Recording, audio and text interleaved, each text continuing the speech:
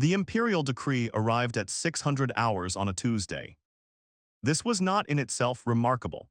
The Jurassic Empire sent decrees constantly. They were a species that communicated primarily through formal declaration, and over the 600 years of their imperial expansion they had refined the art of the intimidating proclamation to something approaching a cultural obsession. Their decrees were lengthy, carefully worded, and designed to convey absolute authority in every syllable. They arrived with full ceremonial transmission protocols, encoded in gold frequency signals that bypassed standard communication filters, and they were addressed to the ruling authority of whatever species the Empire had decided to focus its attention on next. This particular decree was addressed to the Secretary-General of the United Nations of Earth and her colonies. It was also, by any reasonable measure, the most dramatic piece of writing that had ever been received by a human government. Ambassador Prita Vasquez read it 3 times before she called anyone. The first time she read it for content. The second time she read it to make sure she had understood the content correctly. The third time she read it because she could not quite believe that she had understood correctly and wanted to be certain before she shared it with anyone. She had understood correctly. She called Secretary-General Amara Diallo at 6:12 hours. "Madam Secretary-General," she said, "I need you to read something. Please read it completely before you respond." Diallo read it. Then there was a silence on the line that lasted approximately 45 seconds, which was, Vasquez reflected, a remarkably restrained response. Then Diallo said, "Is this real?" "Every authentication protocol we have confirms it," Vasquez said. "Gold frequency transmission, Jurathi imperial seal, full ceremonial encoding. It is real." Another silence, then Diallo said, "They gave us 72 hours. "Yes," Vasquez said.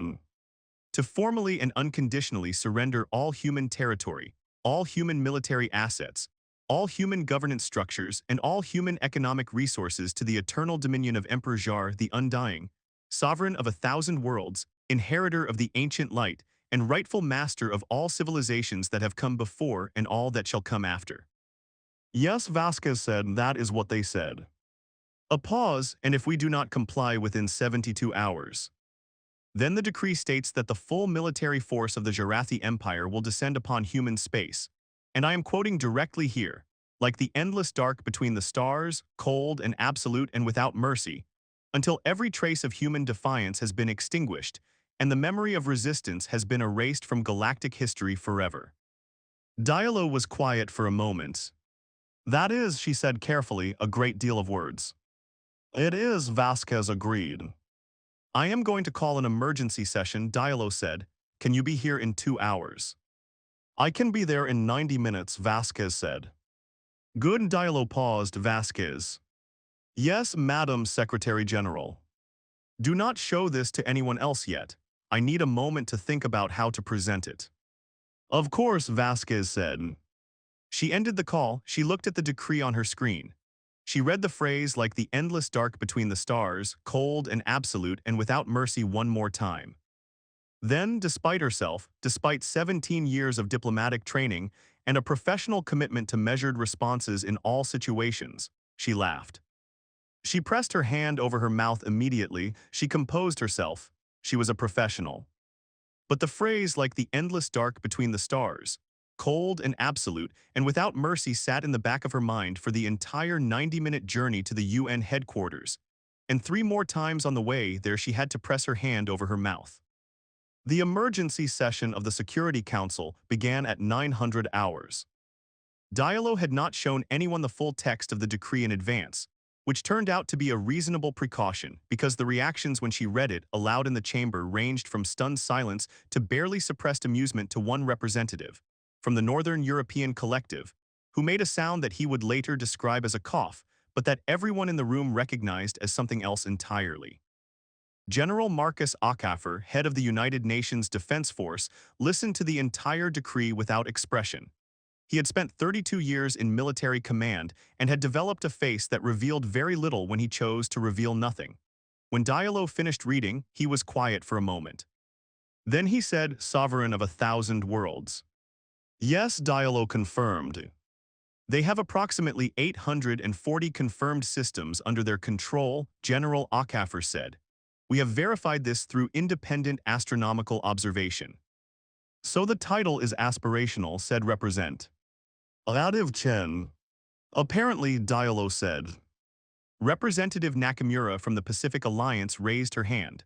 The phrase rightful master of all civilizations that have come before. Does that include civilizations that no longer exist? We did not request clarification on that point, Vasquez said. It seemed like a secondary concern. And all that shall come after, Representative Nakamura continued. They are claiming dominion over civilizations that do not yet exist. The chamber was quiet for a moment. That is remarkably ambitious, said Representative Chen. General Akafer looked at the decree document. Inheritor of the ancient light, he looked up. What is the ancient light?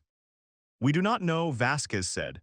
Our cultural analysis team believes it may be a reference to a Jarathi creation mythology, but the specific meaning is unclear.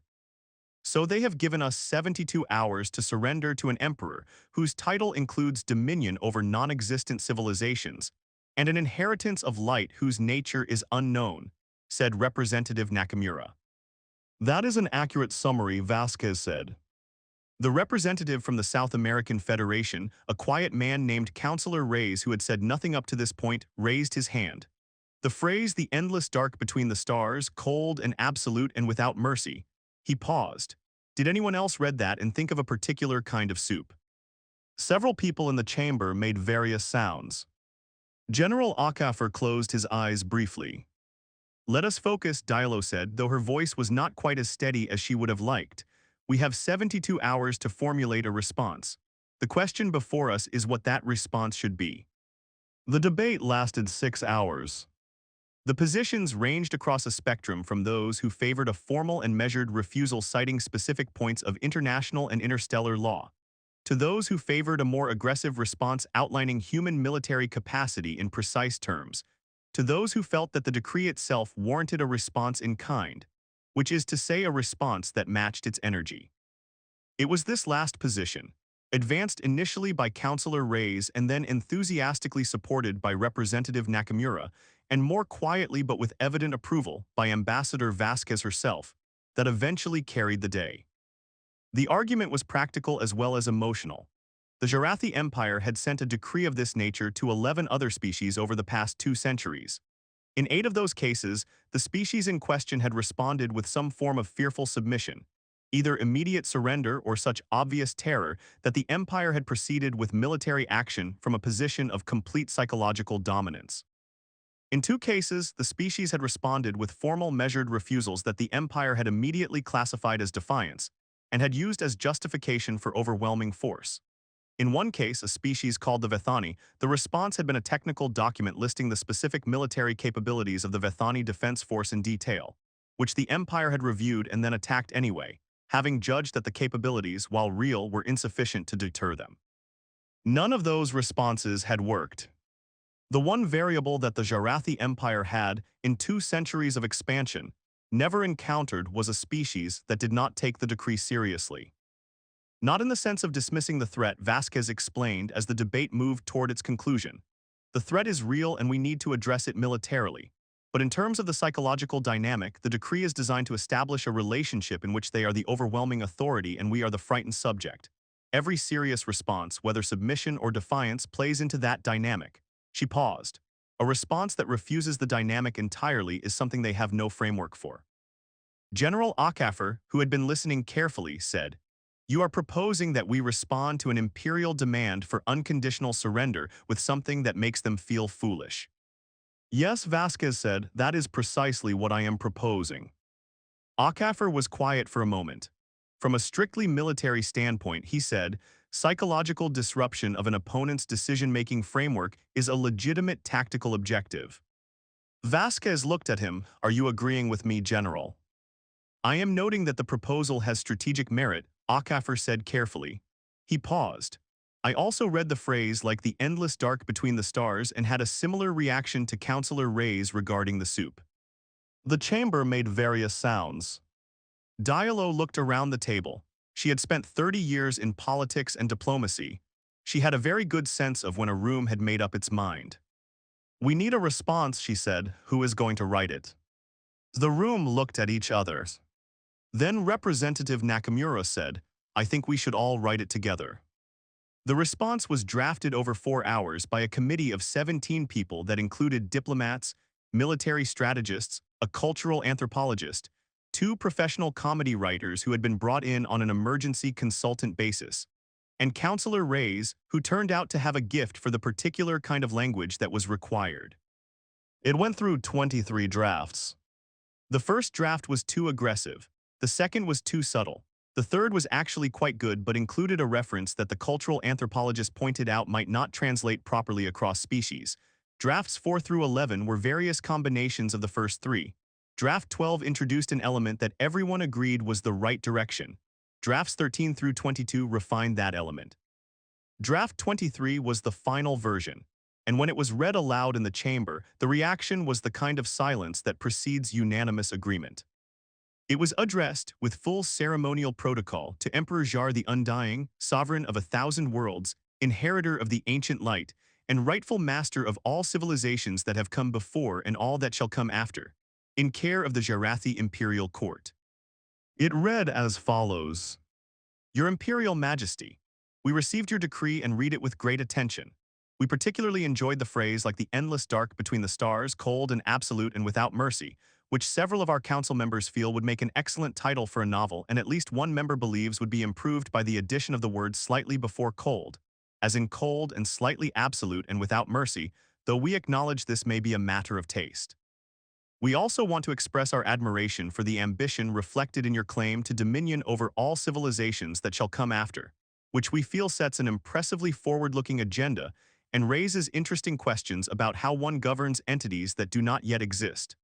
We have considered your offer of unconditional surrender carefully, and we regret that we must decline. We do not feel that unconditional surrender is currently in our best interest as a civilization, though we appreciate you taking the time to suggest it.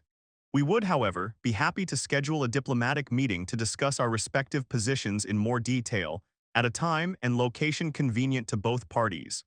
We look forward to your response. Respectfully and with warm regards, Secretary-General Amara Diallo, United Nations of Earth and her colonies, speaking on behalf of all of humanity. There was a postscript. It read, we also wanted to note that the title Emperor Jar the Undying, while certainly distinguished, seems to create a logistical challenge in the event that you do, in fact, eventually die, as the historical record suggests that most emperors eventually do. We raise this only as a point of long-term planning. Best wishes. The chamber was silent for a moment after Diallo finished reading the final draft. Then General Akafer said with great deliberateness, "Send it." The response arrived at the Jarathi imperial court during the morning audience.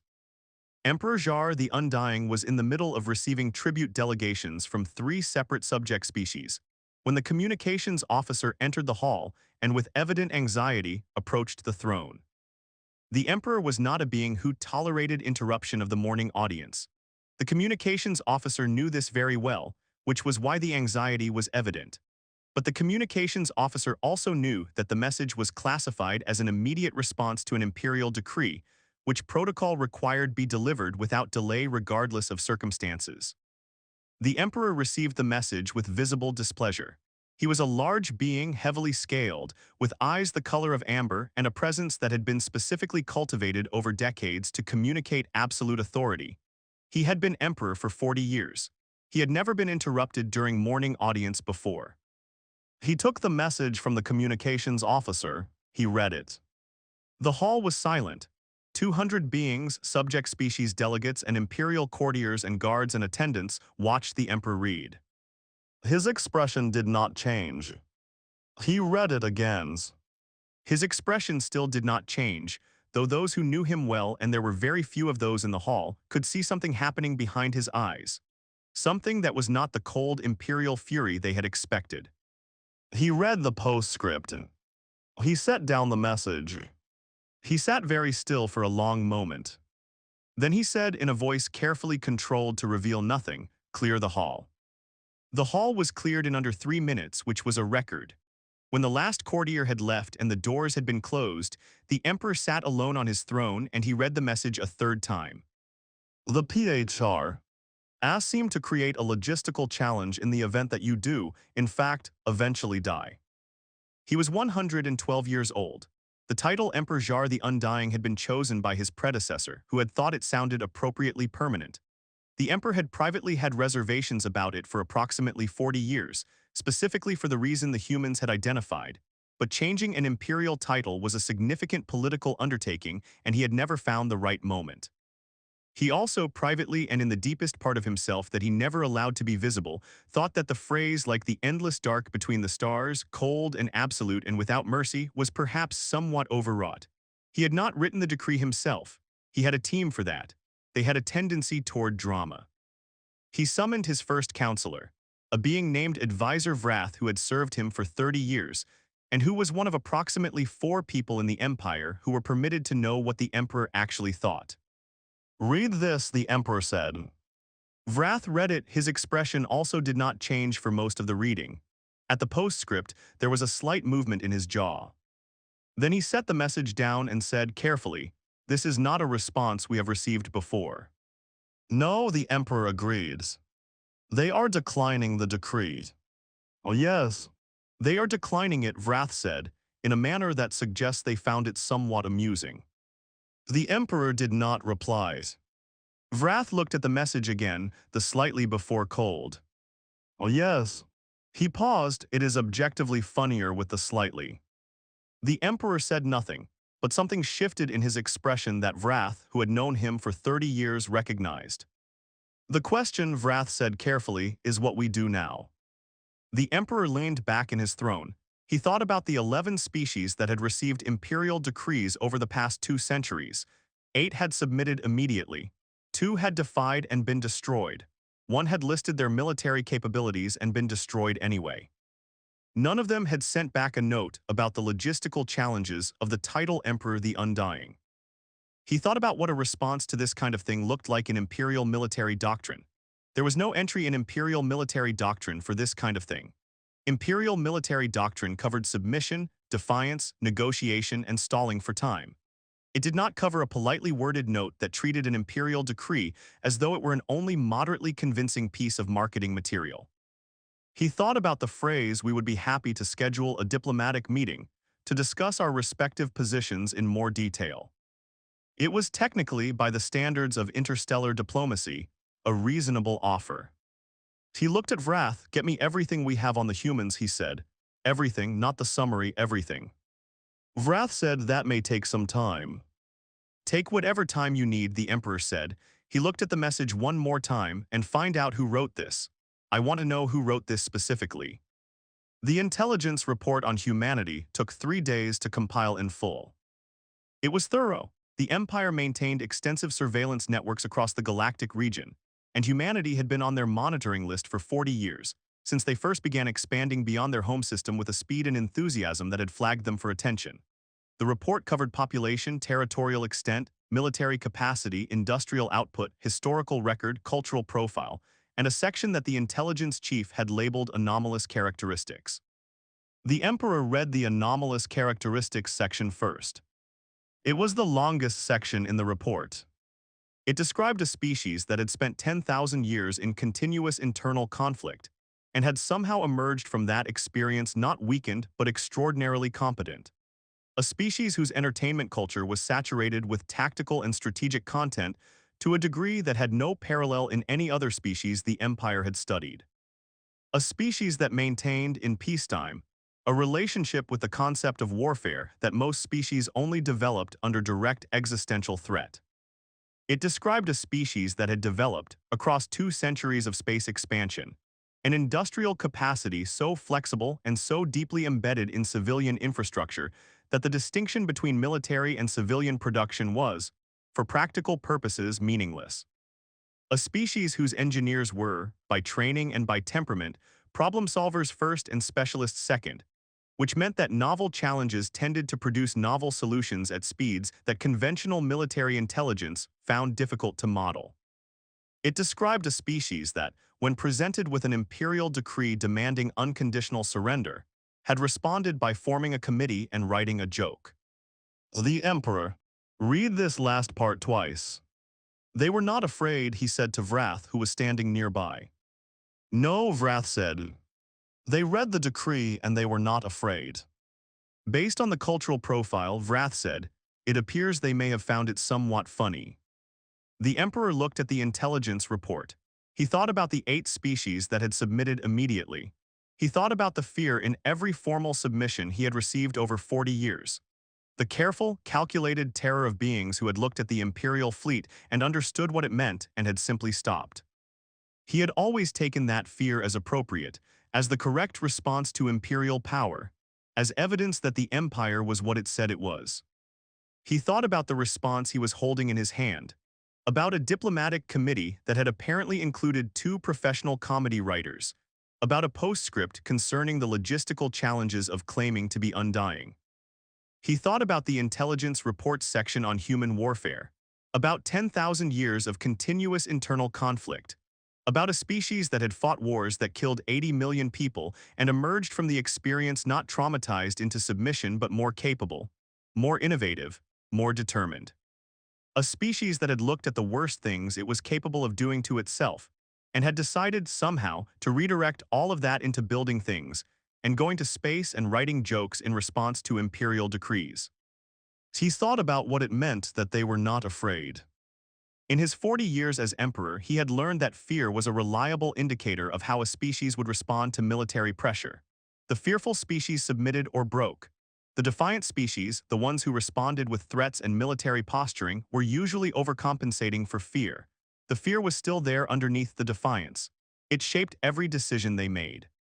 A species that responded with a joke about soup was not afraid.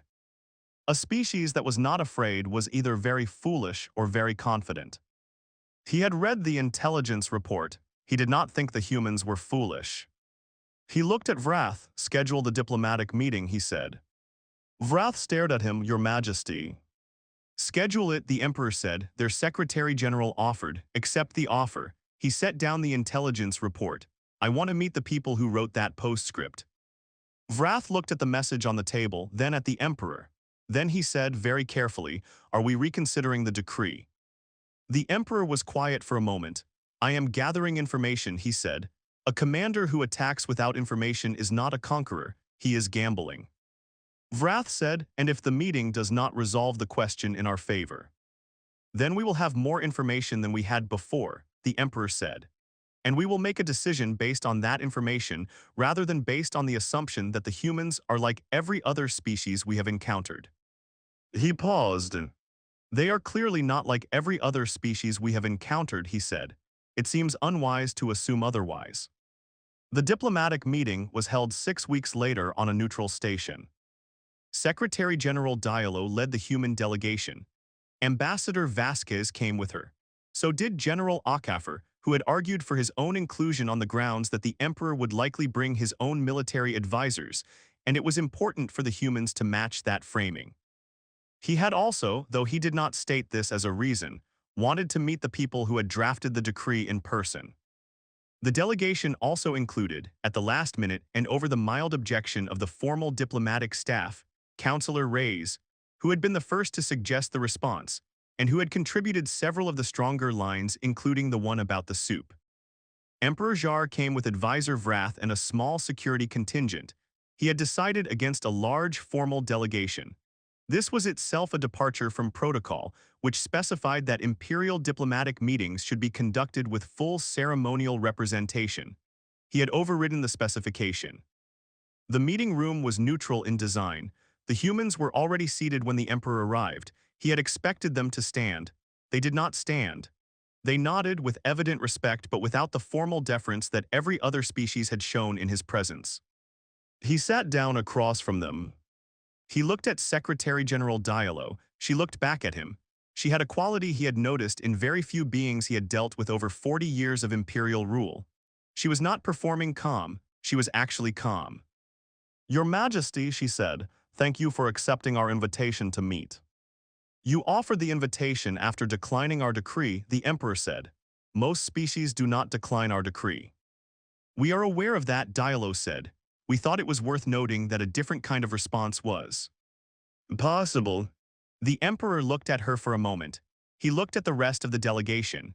He looked at Counselor Reyes, who appeared to be the most relaxed person in the room, which was notable given the circumstances. The postscript, the Emperor said, about the title. Diallo said that was Counselor Reyes's contribution. The Emperor looked at Reyes. Reyes looked back at him with an expression of polite attention. The point about the logistical challenge, the Emperor said, it was not incorrect. No, Reyes said, we thought it was a fair observation.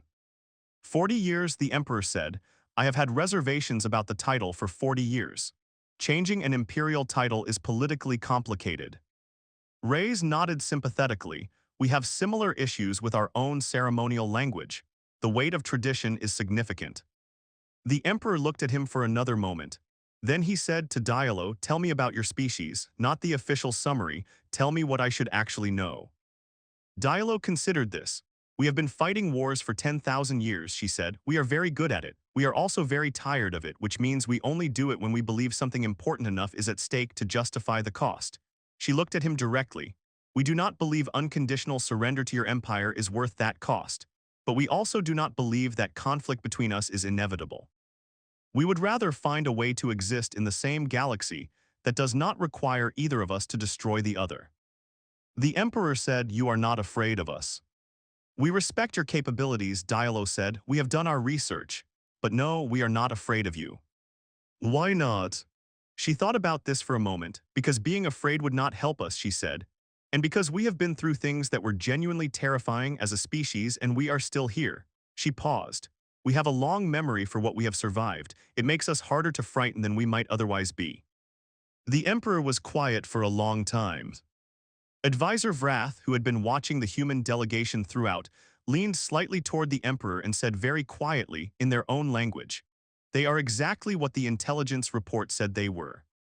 I know, the Emperor said also quietly. What do you want to do? The Emperor looked at Diallo. He looked at Vasquez. He looked at General Okafor, who had the particular stillness of a military man who was paying very close attention to everything while appearing to pay attention to nothing. He looked at Counselor Reyes, who had written a postscript about logistical challenges and was currently the most relaxed being in the room. He thought about 10,000 years of warfare redirected into space exploration and industrial development, and professional comedy writers being called in on emergency consultant basis to help draft diplomatic responses. He thought about a species that was not afraid. He thought about what it would mean to fight that species. To commit the full force of the Imperial fleet to breaking something that had survived everything it had put itself through and had come out the other side still capable of writing jokes. He thought about 840 systems, about the title sovereign of 1,000 worlds, which was aspirational and everyone in this room knew it. He thought about what he actually wanted, not what the decree had said, not what imperial tradition required.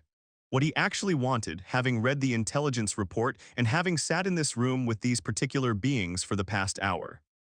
He said, I want to propose an alternative to the decree. Diallo looked at him without surprise, which itself told him something. She had expected this. We are listening, she said. The Emperor said, a formal recognition agreement, mutual acknowledgement of territorial boundaries, a trade framework, an understanding that neither party will make military moves against the other without prior diplomatic engagement. He paused. Not submission, he said, partnership. Diallo looked at him for a long moment. She looked at her delegation. She looked back at him. We can work with that, she said. The agreement was signed 2 months later. It was called Informal Documentation, the Jarathi Human Mutual Recognition and Cooperation Accord. In practice, within human space and eventually within Jarathi space as well, it was called something much shorter. People called it the joke treaty, not with disrespect, with a particular kind of affection that attached itself to agreements that came from unexpected places and worked better than anyone had predicted. The name spread because the story spread. The story of the imperial decree and the response and the postscript about the logistical challenges of claiming to be undying, and the diplomatic meeting where Counselor Reyes had been the most relaxed being in the room. The story spread because it was funny and because it was true and because it illustrated something that humans, in particular, found satisfying. That sometimes the best response to someone demanding your submission is to refuse to take the demand as seriously as they intended. That sometimes the right answer to overwhelming authority is a politely worded note, suggesting that the phrase cold and absolute and without mercy might be improved by the addition of the word slightly. That sometimes the species that writes the better joke wins. Ambassador Vasquez gave a lecture at the United Nations Diplomatic Academy 3 years after the signing. She spoke about the Jarathi negotiation as a case study in unconventional diplomatic strategy. She talked about the decision to match the decree's energy rather than respond in kind, about the 23 drafts, about the emergency consultation of professional comedy writers, about Counselor Reyes and his gift for the precise phrase. At the end of the lecture, a student asked her, "Were you ever worried it would go wrong, that the emperor would respond to the joke with military force?" She thought about it honestly. Yes, she said, there was a version of events where that happened. The emperor could have taken it as mockery and responded accordingly. We knew that was possible. But you sent it anyway, the student said. We sent it anyway, Vasquez confirmed. Why? She thought about the 8 species that had submitted, the 2 that had been destroyed, the one that had listed its military capabilities and been destroyed regardless. She thought about every response that had tried to meet the decree on its own terms and had failed. Because she said every response that took the decree seriously had already been tried and none of them had worked. We were not going to win by playing the game they designed. She paused, so we changed the game. The student was quiet for a moment. Then they said, what if the emperor had had no sense of humor? Vasquez smiled. Then we would have had a different conversation in that meeting room, she said, and probably a different outcome. She looked at the student, but I read the intelligence report on the Jarathi Empire, and buried in the cultural analysis there was a section on imperial humor traditions. Jarathi humor is dry and formal and takes itself very seriously, but it exists. It has existed for 600 years of imperial culture. She paused. Any species that has a humor tradition can recognize a good joke. They might not always like it, but they recognize it. The student thought about this, and you thought the postscript was a good joke. She looked at him. The emperor told us privately at a reception 6 months after the signing that he had read it 3 times before he cleared the hall. She smiled. I thought it was a good joke. Counselor Reyes was asked, in the years that followed, many times about the moment when he had suggested the response, about the reasoning behind it, about what had possessed him to look at an imperial decree from a species that had conquered 840 star systems and suggest that the correct response was something that included a note about soup. He always gave the same answer. He said, I read it and it was funny, not in a mean way, in the way that things are funny when they are more serious about themselves than the situation actually warrants. And I thought if it's funny to us, it might land differently than they expect. He shrugged. And I thought that anything that landed differently than they expected was worth trying, because everything that landed exactly as they expected had already failed for everyone else. The interviewer would always ask, but were you not worried? And Reyes would always say, of course I was worried, I was terrified, but worried and terrified doesn't mean wrong. It just means you do the thing anyway and hope the joke lands. He paused each time before adding the last part. Fortunately, he would say, it landed. Secretary General Diallo served 2 more terms after the signing of the joke treaty. In her final address to the UN General Assembly, she spoke about what the Jarathi negotiation had meant to her personally, not politically, not diplomatically, personally. She said, we are a species that has spent 10,000 years learning how to fight. We are very good at it. We have learned from every conflict and we have carried those lessons forward, and we are, by any honest measure, extraordinarily capable of violence when we believe it is necessary. She paused. But we are also, she said, a species that has spent 10,000 years learning how to laugh at ourselves, at the absurdity of the situations we end up in, at the gap between how seriously certain things take themselves and how seriously they actually deserve to be taken. She looked out at the assembly. I have spent my career in diplomacy, and the most important lesson I have learned is that those 2 things are not separate. The kappa city for laughter and the capacity for war come from the same place in us. They both require the ability to see clearly, to assess a situation honestly, to refuse to be intimidated by how something presents itself and look instead at what it actually is. She smiled. The Jarathi Empire sent us a decree that called itself like the endless dark between the stars, cold and absolute and without mercy. We read it and we saw what it actually was. A very dramatic piece of writing from a species that had never been told no. She paused, and we told them no. And we told them no in a way that allowed them to hear it. She looked at the assembly one last time. That is what we are, she said. We are the species that looks at the endless dark between the stars and says, cold and slightly absolute and without mercy. We are the species that finds the funny part and uses it. Not because we are not serious. Because we are serious enough to know when seriousness alone is not enough. She picked up her notes. We are still here, she said. We are always still here. And if you send us a decree, we will read it carefully, and we will discuss it thoughtfully, and we will write you the best response we possibly can. She almost smiled. And we will absolutely tell you if we think your title has a logistical problem. If this story made you laugh and then made you feel something deeper underneath the laugh, if that moment when the Emperor read the postscript and cleared the hall gave you a particular kind of satisfaction, then you know exactly what this channel is made of. Every week we bring you the best HFY science fiction, stories that remind you what humanity is when it is at its best. Funny and fierce and absolutely refusing to be intimidated by the endless dark between the stars. Subscribe right now. Turn on the bell. Share this with someone who needs a reminder today that sometimes the best answer is the one nobody expected. We are still here. We are always still here. The joke treaty, as it came to be known across human space, had consequences that extended well beyond the immediate relationship between humanity and the Jarathi Empire. Word travels in the galaxy. It travels slowly by some measures, quickly by others, and the story of how humanity had responded to an imperial decree with a note about soup and a postscript concerning the logistical challenges of claiming immortality traveled with remarkable speed because it was, by any objective standard, an excellent story. The 11 other species that had received Jarathi imperial decrees over the past 2 centuries heard about it. The 8 that had submitted immediately heard about it. The 2 that had been destroyed, or rather the remnants of those species still surviving under Jarathi authority, heard about it. The 1 species that had listed its military capabilities and been destroyed anyway, whose surviving population now lived in a single agricultural colony under Jarathi oversight, heard about it. The reactions varied. Some found it funny, some found it instructive. Some found it painful in the way that learning after the fact about a solution to a problem you have already been destroyed by is painful. But all of them found it significant. All of them understood in their own ways that something had happened that had not happened before. A species had looked at the Jarathi Empire and refused to perform the expected role. On the agricultural colony, where the remnants of the military capacity listing species lived under Jarathi oversight, a historian named Scholar Dreth had been compiling records of the Jarathi expansion for decades. Dreth had access to certain materials that other historians did not, partly because of proximity to Jarathi administrative records, and partly because Dreth was very old and had a very good memory and had been paying attention for a long time. When the story of the joke treaty reached the colony, Dreth read everything available about it 3 times.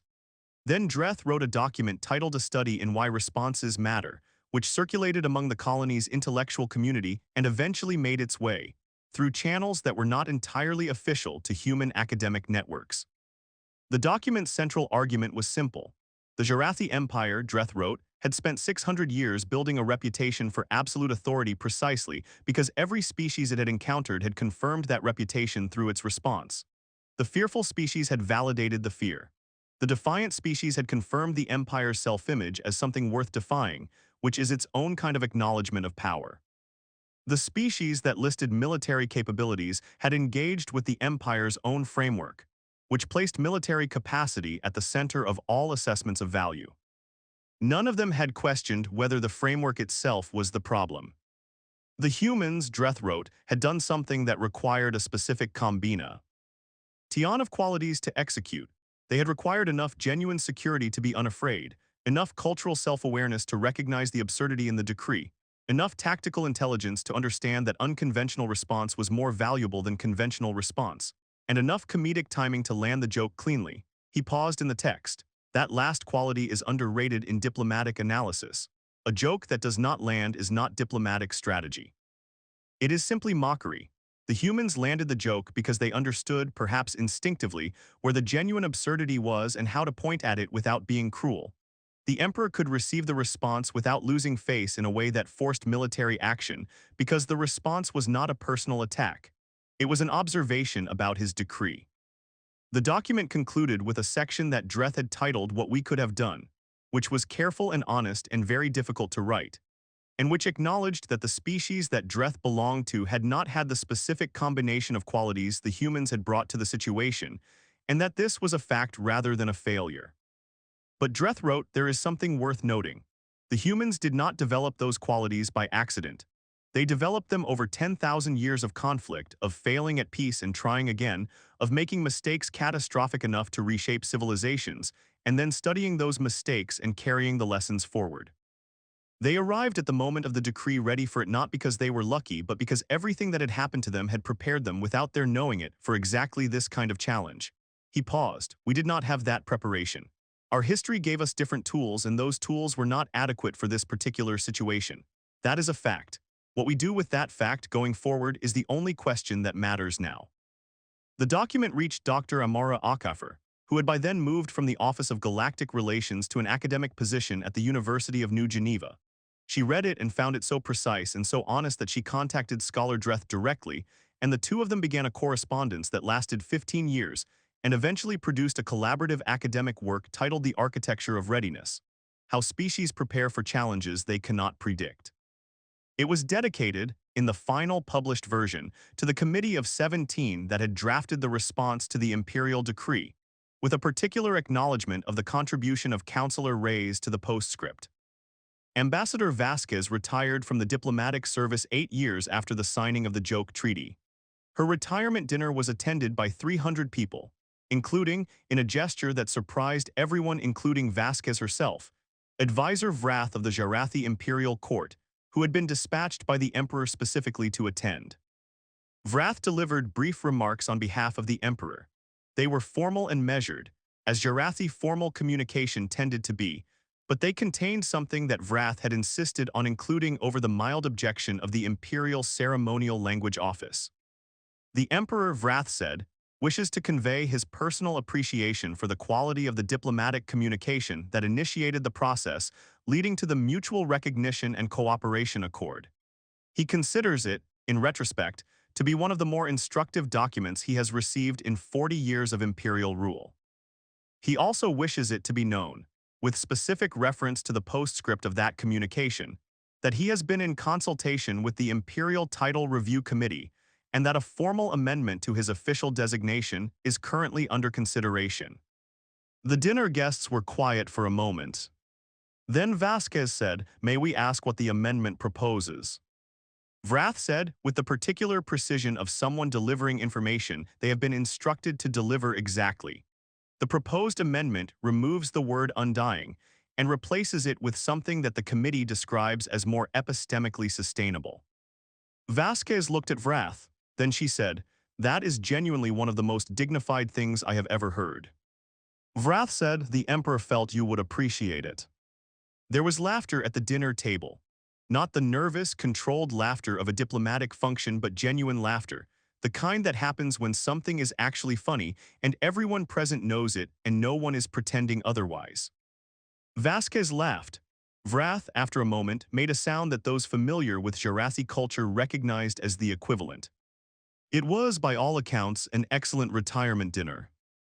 General Akafer wrote his memoirs 12 years after the Joke Treaty was signed. They were thorough and precise, and reflected his particular way of seeing situations, which was clear-eyed to the point of occasional bluntness, and never comfortable with sentiment for its own sake.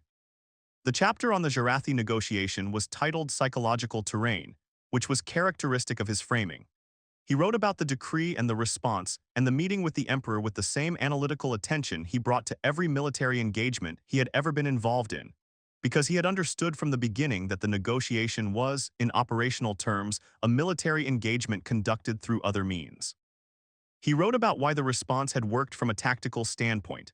He wrote about the disruption of the opponent's decision-making framework and the importance of refusing to validate the terms of engagement that the opponent had designed. He wrote about the intelligence assessment that had informed the decision and the specific elements of Jarathi cultural profile that had suggested the joke could land rather than inflame. At the end of the chapter, he wrote a paragraph that his editor had initially suggested removing on the grounds that it was out of character, with the rest of the memoir's tone. Audiobook had refused to remove it. The paragraph read, "I have spent 32 years in military command. In that time I have directed operations that have resulted in destruction on various scales, as military operations do. I have made decisions under pressure that I stand behind, and decisions under pressure that I regret, and decisions under pressure that I am still not certain about. I know what it costs to fight, and I know what it costs to lose, and I know what it costs to win. I have always believed that the best outcome of any military engagement is the one that did not have to happen. The engagement avoided through sufficient preparation or sufficient intelligence or sufficient skill in navigating the situation before it reached the point of no return. In 32 years, the closest I have ever come to that ideal outcome was sitting in a room with an emperor who had come prepared to discuss submission and leaving that room with a treaty." He paused in the text. "We did not fire a single weapon. We wrote a better joke. I am not a sentimental man, and I do not say this sentimentally. I say it as a professional assessment. In the full accounting of what we achieved and what it cost, the joke treaty was the best outcome of any engagement I have been part of. I hope we remember how we did it. I hope we teach it to every young diplomat and every young officer and every young person who will one day have to face something they cannot predict and will need to find a response that was not in any manual. I hope we tell them, sometimes you look at the thing that is trying to frighten you and you find the funny part and you use it. And sometimes that is how you win." The memoir was a bestseller. The chapter on the Jarathi negotiation was the most read chapter. The paragraph that his editor had suggested removing was the most quoted paragraph. Counselor Reyes read it and sent Okafor a short message. It said, "The soup line was originally going to be about a dramatic piece of music. I changed it to soup at the last minute because I thought soup was funnier." He paused. "I am glad I made the right call." Okafor sent back a reply that said, "So am I." The galaxy continued. Humanity continued expanding as it had been doing. The Jarathi Empire continued, restructured in certain ways that the emperor had decided privately and without announcement were appropriate given what the past decade had taught him. The other species in the region continued their various trajectories. The mutual recognition and cooperation accord held, through disagreements and complications and the ordinary friction of two very different civilizations trying to find ways to coexist in the same part of space. There were difficult moments. There were negotiations that almost failed and trade disputes that took years to resolve and cultural misunderstandings that created genuine friction and had to be carefully worked through. The accord did not make everything easy. It made things possible. There is a significant difference. The story of the joke treaty continued to travel, to reach species that had never heard of humanity and who learned about them first through this story, which shaped initial impressions in a particular direction. Humanity, in parts of the galaxy where they were not yet directly known, had a reputation that preceded them. They were the species that had responded to an imperial decree with a note about soup. They were the species that had looked at a demand for unconditional surrender and written a postscript about logistical challenges. They were the species that had sent professional comedy writers to help draft a diplomatic response and had been right to do so. They were in the assessment of beings who had only heard the story and not yet met any humans directly, either very strange or very confident or both, and in either case probably not worth treating as easy prey. This reputation, it turned out, was not the worst thing to have. Secretary General Diallo, in the final year of her final term, was asked in an interview what she considered her greatest achievement in office. She thought about it for a long time. She thought about infrastructure programs and medical initiatives and the trade agreements and the territorial expansions and the various crises managed and the various disasters averted. Then she said, "We wrote a better joke." The interviewer looked at her. "That is your answer." She said, "We were in a situation that every other species in the same situation had lost. And we looked at it clearly and we found the thing that was genuinely funny about it, and we used that thing precisely and it worked." She paused. "You can know everything about military strategy and diplomatic theory and interstellar law, and it will not help you if you cannot see clearly. And sometimes seeing clearly means seeing what is actually in front of you rather than what you are supposed to see." She looked at the interviewer. What was in front of us was a very dramatic piece of writing from a species that had never been told no. We told them no. We told them no in a way they had never been told no before. And then we sat down with them and found a way to exist in the same galaxy. She picked up her coffee. That, she said, is what I am most proud of, not that we won, that we found a way where winning looked like this. If this story gave you that feeling, if the moment when the Emperor read the postscript and cleared the hall made you feel exactly what it was supposed to make you feel, if you laughed and then thought about it and then felt something real underneath the laugh, then this channel is your home. Every week we bring the best HFY science fiction, stories that remind you what humanity looks like when it is at its absolute best. Funny and fierce and clear-eyed and absolutely refusing to be beaten by anything that takes itself too seriously. Subscribe right now, hit the bell, share this with someone today who needs a reminder that sometimes the answer nobody expects is the one that actually works. We are still here. We wrote a better joke. We are always still here.